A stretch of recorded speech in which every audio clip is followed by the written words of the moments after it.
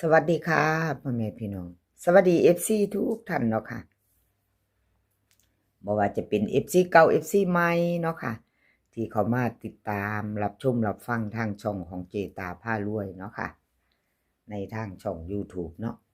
มื้อนี้เจตาก็จะวางแนวทางของลาวพัฒนาค่ะลาวพัฒนาจะเป็นวันที่10เนาะค่ะวันที่10เป็นวันจันทร์เนาะเห็นอยู่นี่เป็นประวัติของเลขล็อกโฟกัสค่ะเลขล็อกโฟกัสวันที่7ที่ผ่านมาค่ะ32033ล่างของโฟกัสเพิ่นเขาเนาะค่ะ33ล่างเลขล็อกโฟกัสมีไผตามของ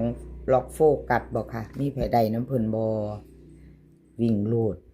วันที่5ที่ผ่านมาเข้าไป2กับ6เนาะค่ะวิ่งลูด2ตัวบ่เข้าเนาะค่ะพี่น้องเจตาให้เบิ่ง2งวดค่ะ2งวดเจตาให้เบิ่ง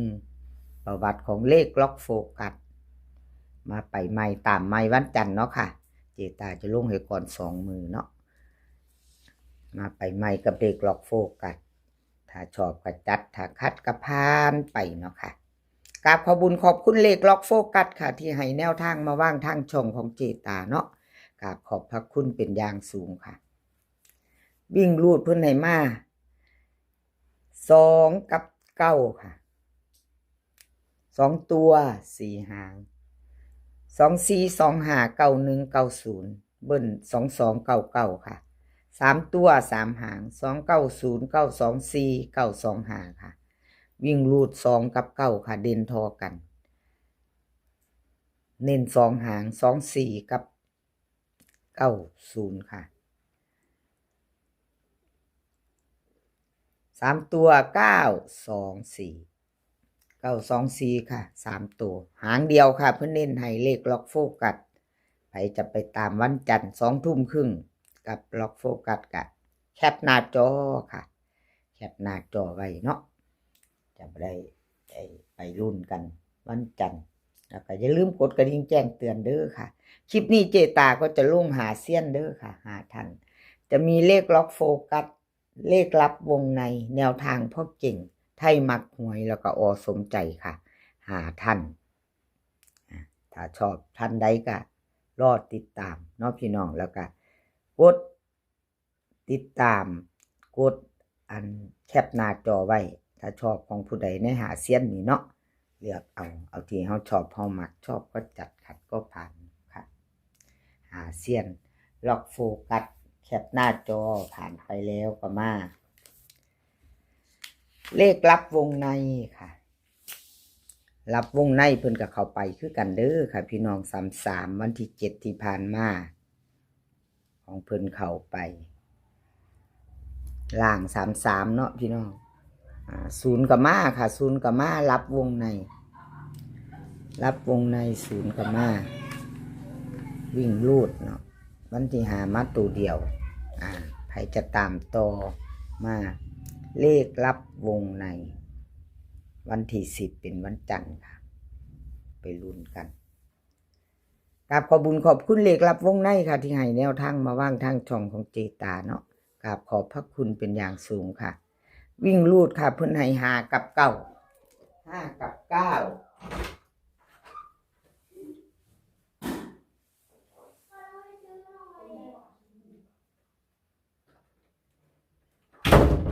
เอามาดังแห้งแท้ปิดประตูพี่น้องเอ้ยดังแห้งหนึ่งขอโทษขออภัยเลขลับวงในค่ะวิ่งรูดเพื่อนใน5กับ9เนาะ2ตัว4หางค่ะ52 53 59 96 53 96 97ค่ะเบิ้ล55กับ99 596 952 353ค่ะ3ตัว3หางเนาะวิ่งรูดเพิ่นเด่นทอกันเด้อค่ะ9กับ5กับ9 53กับ97ค่ะเด่นเน้นเพิ่นเน้นหางเดียวค่ะ3ตัว353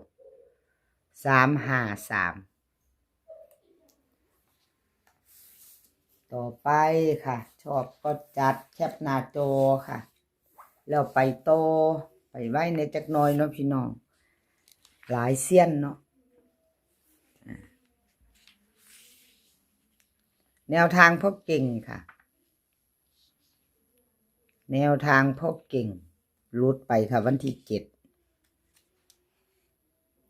ให้เบิ่ง2 งวดค่ะแนวทางพ่อเก่ง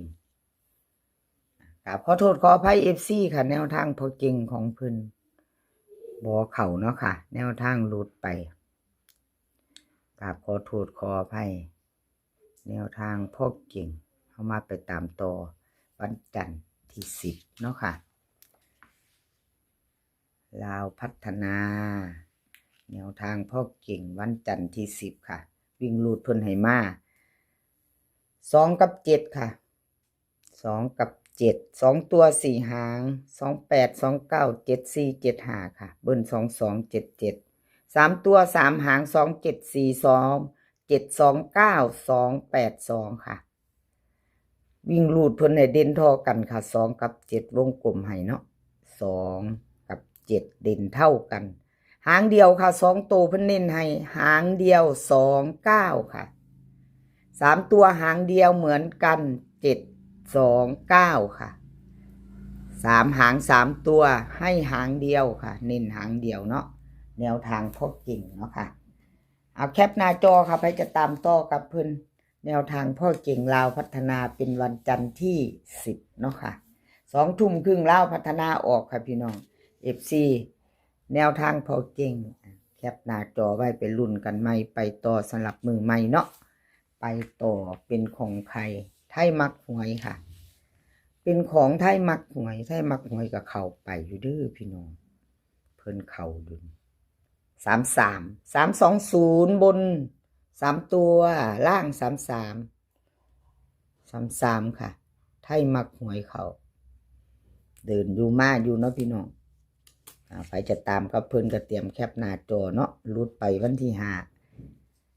ไทยมักหวยมาไปโตเล่าพัฒนากับเพิ่น2 ทุ่มครึ่งวันที่10เนาะค่ะวิ่งรูดเพิ่นให้มาไทยมักหวย4 กับ 7ค่ะ2ตัว4 หาง4140 7576เบิ้ล44กับ77ค่ะ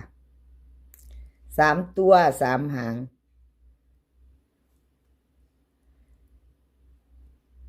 475 741 440ค่ะวิ่งรูดเพิ่นเด่น4ล่อง7เน้น40กับ76 3ตัวค่ะ440ใครจะไปต่อกับไทยมักหวยมาไปต่อค่ะไปต่อกับเพิ่นรุ่นใหม่เนาะค่ะลาวพัฒนารุ่นกันใหม่เมื่อวันที่10กับขอบบุญขอบคุณไทยมักหวยค่ะที่ให้แนวทางมาว่างทางช่องของเจตาเนาะกราบขอบพระคุณเป็นอย่างสูงค่ะใบต่อเป็นของอสมใจค่ะของอสมใจของอสมใจวันที่7ที่ผ่านมาค่ะ320 33ล่างเพิ่นหลุดไปเนาะขอโทษขออภัย FC แทนอสมใจค่ะเอาอสมใจเพิ่นมีประวัติงวดเดียวตอนนี้เจตาเอามาให้เบิ่งงวดเดียวเนาะรุดไปค่ะมาไปต่อวันที่10พิจารณาเอาค่ะพี่น้องชอบประจัดขัดกระพานเนาะของอสมใจงวดใหม่สิมาวันจันทร์เนาะค่ะกราบขอบคุญขอบคุณอสมใจค่ะที่ให้แนวทางมาว่างทางช่องเนาะกราบขอบพระคุณเป็นอย่างสูง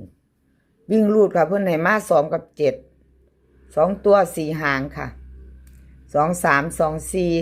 7 5 7 6เบิ้ล22 77 3ตัวค่ะ